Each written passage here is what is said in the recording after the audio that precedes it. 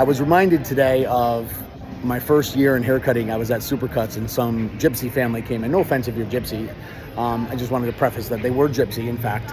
And he asked me for a supercut number 2 on the side. And I probably didn't do his accent much justice there, but it was weird. And he said a supercut, specifically supercut number 2 on the side.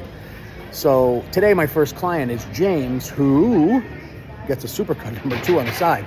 I decided to do a quick tutorial of his haircut, just in case someone might want to see it. And it's not like a crazy technical or glorious fancy haircut. It's just something that is like bread and butter. And I wanted to kind of just display it so that if you are a new barber or somebody who's just been like struggling with men's hair in general, you might gain some value out of this, because it's just a it's a very simple and structured way of doing a basic haircut that you could use these techniques on a lot of different style of haircuts. So here it is. I hope you enjoy it, and here we go. Okay, this is James before we started his haircut. He's about 6 weeks overgrown. We're going to use a number 2 blade on a cordless Oster 76, and we're just going to go around the perimeter of his head about an inch and a half up, kind of establishing our shortest length of the haircut and setting us up for the shape. Now, after I do one side, I stop midway through the back, turn him around so I could see the other side in the mirror, just to kind of give me a reference on the height and shape. Here's a rough etch. We call it the chili bowl. We send him back for a shampoo, put a little tonic in the hair, make it smell nice, adds a little slip to the hair, kind of comb it out in the general direction that he's going to style it, and then we pick up and start cutting. So you see, I'm picking up like kind of like a big horizontal panel, and I'm pushing everything over to the left side of his head.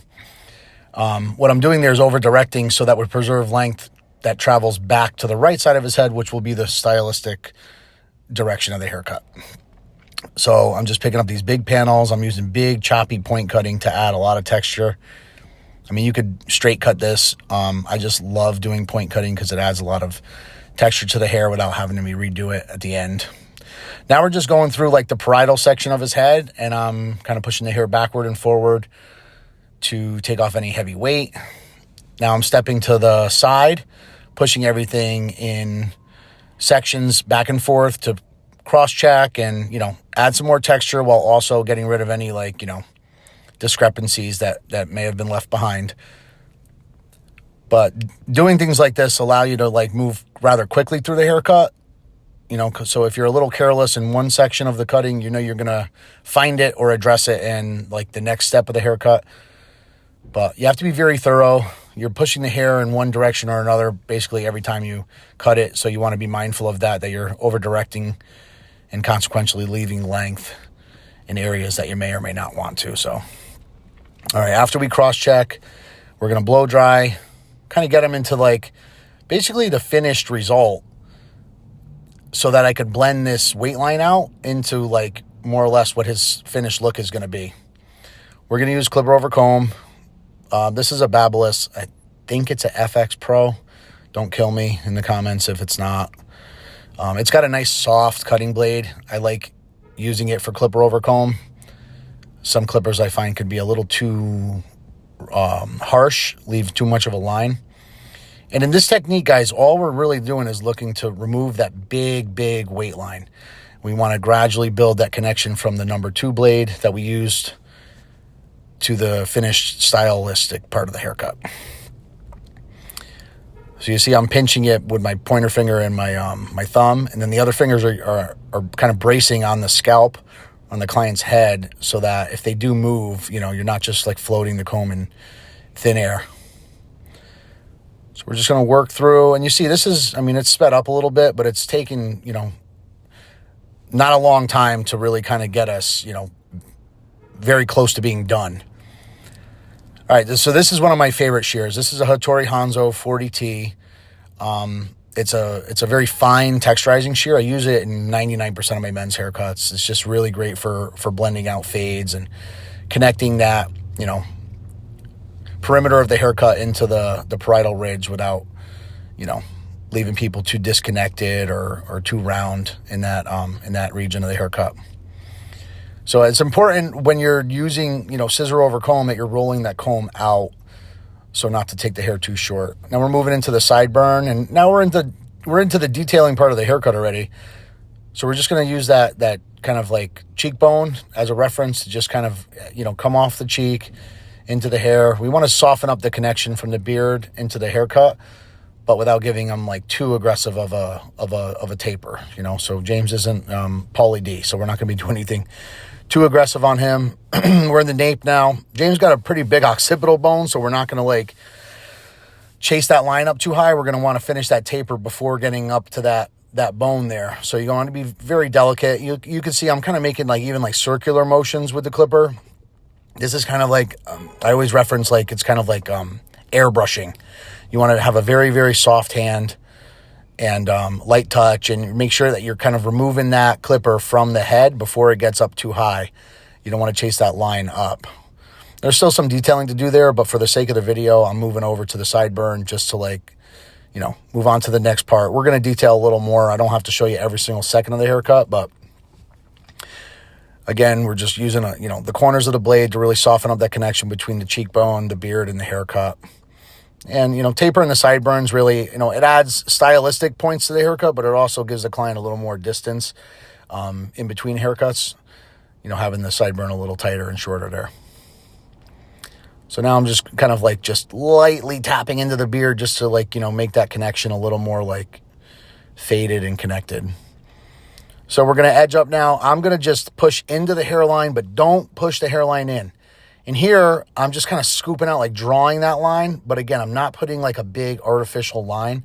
I'm using all his natural hairline, but I'm just making a very nice, clean shape. I'm just kind of push down into the beard. He didn't book a beard service today, but I didn't want to leave him unfinished completely because we were doing a video. Kind of scoop around the ear.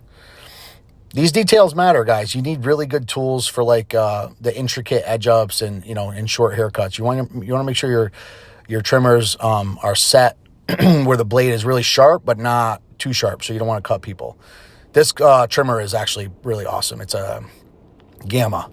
I forget exactly what model it is, but it's once you set the blade and this thing's a workhorse. It works really great. As you can see, the lines are very clean. I don't have to struggle.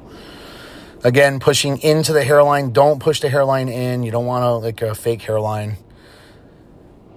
Invert the trimmer. Trim up the beard a little more. Come around the ears.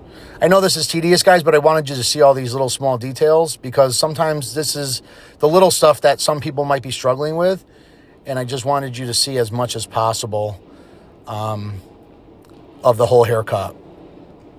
But this whole haircut, I mean, we're almost done now. It's taken me about 25, 30 minutes with a shampoo.